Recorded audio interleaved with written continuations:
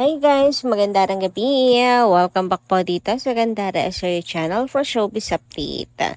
Ang tatalakayin nga natin ngayon at pag-uusapan mga hakimpaw ay pumapatungkol nga po dito sa revelasyon na pinakainiintay ng lahat mga hakimpaw. Yes, finally, narito na nga po ang revelasyon at pagkukumpirma mga hakimpaw. So alam ko, excited na rin kayong malaman mga kakimpaw. Pero bago tayo magsimula, sa mga hindi pa po nakaka-subscribe sa ating channel, pakiclick lang po tayo na ating subscribe button at notification bell na nariyan sa baba para mag-updated po kayo at ma-notify tuwing may bago tayong chika at balita hingga sa Kimpaw. Maraming salamat! And ngayon naman, dumako po tayo sa pagbabasa ng komento mula po sa ating mga subscribers bilang pasasalamat sa walang sawang pagsupport at pagtutok sa atin pong mga balita araw-araw. So narito nga ang comment na napili nating basahin for tonight. Shoutout po kay Miss Walhati Tenedero. So siya po ay nagwo-worry dito mga kakimpaw dahil sa mga issues and Enrica na lumalabas. Sabi niya rito, Gandara, ini-issue lang yan siguro dahil sa movie nila. Yan, para mapag-usapan ang movie nila. Bakit ganyan ang pelikulang Pilipino? Puro karamihan salat sa katotohanan. Mataga ng promo ng bawat pelikulang Pilipino. Tapos, pag tapos na, nagpapalaglag. Ano ba yan? Babae ang talo. Naku, walang ganun, Ma'am Walhati Tinedero. Huwag kayong mag-alala. Kasi yan naman pong isang bagay na agad-agad nilinaw po ni Attorney Joji. So buti na nga lang po at nagsalita po siya. Kasi ito talaga ang iniisip ng ilan mga hakimpaw dito sa movie nila Kim and Paolo. Since may project nga ang Kim Pao, baka daw po yung buntis issue ay paraan lang para paingayin ang movie nila. Pero nilinaw po na Attorney Chochi na hindi ganun kadumi promote ang Quantum Films. Pinopromote po nila ang kanilang pelikula base sa merit ng kanilang produkto. Merit ng kanila pong ginawang project mga kakimpaw. So based lang din po doon kung gaano kaganda, bakit kailangan panoorin, dahil may mapupulot na aral, mga ganyan. Hindi po dahil gumagamit ng mga maruruming taktika. Siguro yung iba, ganun, gumagamit ng issues para pag-usapan. Pero ibahin niyo daw po ang Quantum Films at saka si Kim and Paolo. Hindi rin naman po sila ganun. And saka kailan ba kasi nawalan po ng project ang Kim Pao?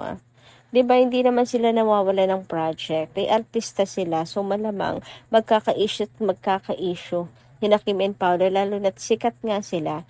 Nagkakataon lang talaga yan mga kakimpaw. Hindi po dahil ganun po karumi mag-promote ng project si Kim and Paolo Avellino.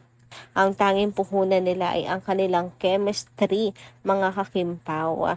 At ang nasa kaibuturan ng puso nila na magpasaya ng kanilang mga fans.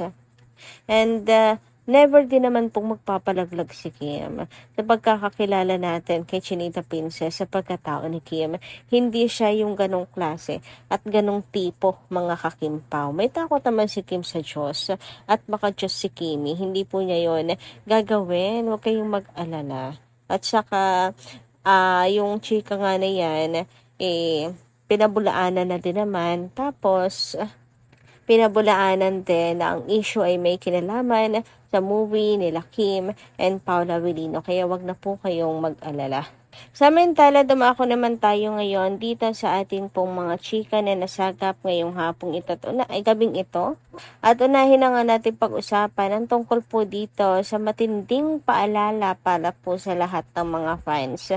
Dahil meron na nga pong movie sina Kim and Paula Avellino, mag-ingat-ingat daw po dahil naglalabasan na ang mga bagong Phantom. Sabi nga dito, naglalabasan na ang mga new FG or fan group. I get it if the intention is really para tumulong sa movie. Pero careful ang lahat dahil ang daming na-scam during my love will make you disappear. Don't say you were not warned. If mabiktima kayo ha, be extra careful sa mga bagong salta. Ayan, mga kakimpaw. So, sinishare din po natin to para mapakalat po sa lahat na may mga bago nga po nagsusulputan na fan group and siguro nagsusolicit kanyan pang black screening siguro mga kakimpaw. Kasi di ba sa may love will make you disappear, kaliwat kanan po yung pa-black screening mga kakimpaw. Kaya yung marami rin sigurong nabiktima, akala nila kasama yun doon, gusto rin magpa-black screening kaya nag-donate. Ang ending, wala. Binulsa lang mga kakimpaw. Kaya ingat-ingat po ang lahat. Kung mga may pinagkakatiwalaan po kayo, mga dati na, at alam nyo talagang para po makatulong sa movie nila Kim and Paolo ang layunin, why not, diba? Pero doble ingat pa rin talaga. Dapat po ay marunong tayong kumilatis, mga kakipi. Lagi ko rin po yung pinapaalala po sa inyo. Since mabenta nga sina Kim and Paolo and alam po nila kung gaano ka-generous ang mga fans, kukunin po nila yung pagkakataon na yun. Gagamitin nila ang pagka-generous ng mga Kim Pao fans, Kim Paulandia, para makapanghut-hut. So, nangyari na daw po ito before and sana hindi na po ito maulit mga kakimpaw. Minsan talaga, kung sino pa po yung mabait, siya pa po yung mga inaabuso at talagang niloloko mga kakimpaw. Hindi na lang yung masasamang tao ang targetin. Anyway, dumako nga po tayo ngayon at pag-usapan naman mga kakimpaw ang patungkol nga po dito sa naging sagot ni Chinita Princess hinggil nga po sa real score or tunay na estado ngayon ng kanyang puso mga kakimpaw. Abay, nawinda nga po at nabigla talaga ang mga fans sa kanyang naging kasagutan. Kasi usually sanay naman tayo mga kakipi sa pasikot-sikot ni Kim. Pero mukhang this time wala na siyang pasikot-sikot. Sabi nga dito, marami man ang aking pinagdaanan, magiging sulit kung para sa iyo ang hantungan. O diba may paganyan na si Chinita Princess. Dati naman, si Kim lagi pong umiiwas at saka talagang hindi po sinasagot ang mga katanungan na mga ganyan. Pero ngayon, abay may paganyan na si Chinita Princess na para bagang nagti-thank you sa Panginoon dahil inilayo siya sa red flag mga kakimpaw. Kaya kahit sobrang sakit ng mga pinagdaanan ni Kimi, kung mapupunta naman siya sa isang sobra niyang deserve, ayos pa sa okay, diba mga kakimpaw? Kaya siguro nga nasabi yan ni Kimi. Kasi ayun na nga, ngayon, ang estado ng puso niya is taken na mga kakimpaw. Diba? Kasi kung hindi po ready si Kim na i-confirm po ang relasyon, hindi po siya magsasalita ng ganyan. Sabi nga dito, marami man ang aking pinagdaanan, magiging sulit kung para sa iyo ang hantungan. Hahaha, shoota. Alam na alam mo yung trauma journey sa mga exes ni Kim Chu. Hashtag Showtime, madlang onliners. Ando na rin yung pagkadesperada ni Kim na kumawala sa dalawang red flag. Grabe na yung trauma ni Kimi sa kanyang exes. Anyway, dahil nga dyan, mga kakimpaw, grabing gulat din po ng mga co-host ni Chinita Princess.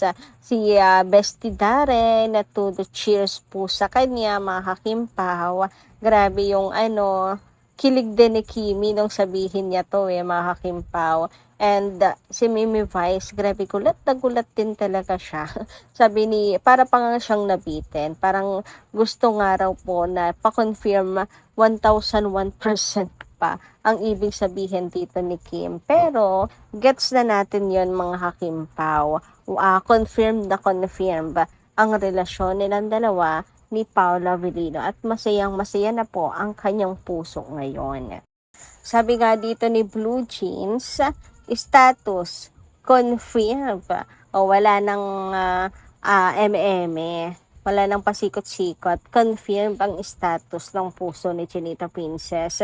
Sabi pa rito, ganito pala ang bagong confirming something without confirming it officially.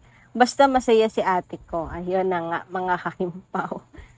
Eto na po ang bago ngayon. Basta kinumpirma na yan ni Kimi, period. Kasi kung hindi po confirm na masaya ang puso ni Kim, agad-agad niya yung itatanggi mga kakimpaw. Pero game na game, finally ngayon, si Chinita Princess. Kasi dati talagang ang bilis pong tumanggi ni Kim eh. Ngayon, may paganyan na ngayon na si Kim Cho. Ay, diba? Alam na po natin. And si Bestie Darren, si Mimi Vice, parang super happy kay Kim kasi parang ready na nga talaga na isa publiko ni Kim and Paolo Avellino ang kanilang relasyon, ni Kim Cho, ang relasyon nila ni Paolo. So kayo guys, ano inyong masisay tungkol dito? Comment ka lang po dyan sa baba. Hanggang dito lang muna ating update. Maraming salamat po sa inyong pakikinig and kita-kits po muli sa mga susunod dating chika. Maraming salamat. Ingat po palagi.